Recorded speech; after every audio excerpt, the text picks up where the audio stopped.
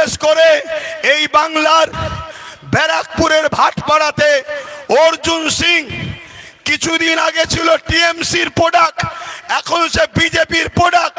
বিজেপিতে গিয়ে রাজনীতি ভাবে কোনো কথা বলার বক্তব্য তো তাদের নাই, কারণ এই বাংলায় বিজেপি বলে কিছু নাই।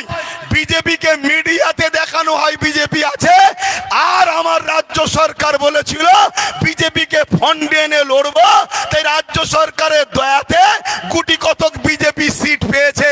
না, এই বাংলায় বিজেপি বলে কিছু নাই, কেন বাংলার হিন্দু, বাংলার দলিত, বাংলার আদিবাসী, বাংলার মতুয়া, বাংলার মায়েরা, বাংলার বাপেরা তারা সম্প্রীতিকে পছন্দ করে, তারা সম্প্রীতিকে ভালোবাসে।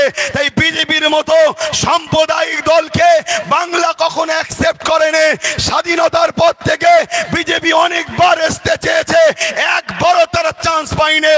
কিন্তু আজকে সেই অর্জুন সিং, তার বিরুদ্ধে আজকে আমরা যখন এখানে ধিৎকার সভা করছি, তাহলে মুজামপুরে ওই মুসলিম ঘরের যারো সন্তান মুসলিম নামদারি লেবাসে মুনাফেক কাফের জাহান্নামের কুকুর, তার বুকে ব্যথা হলো কেন?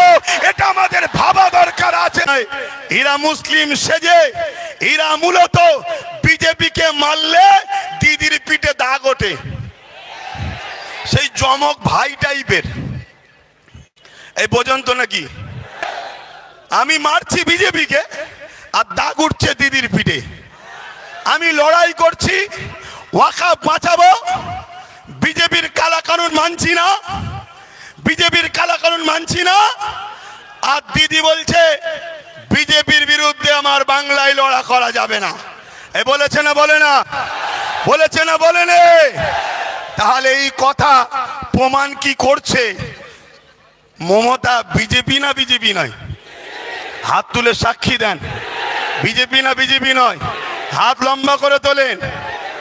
গাদ্দার চিনা দরকার আছে না নাই? হাত নামান। যদি বলেন কেন আপনি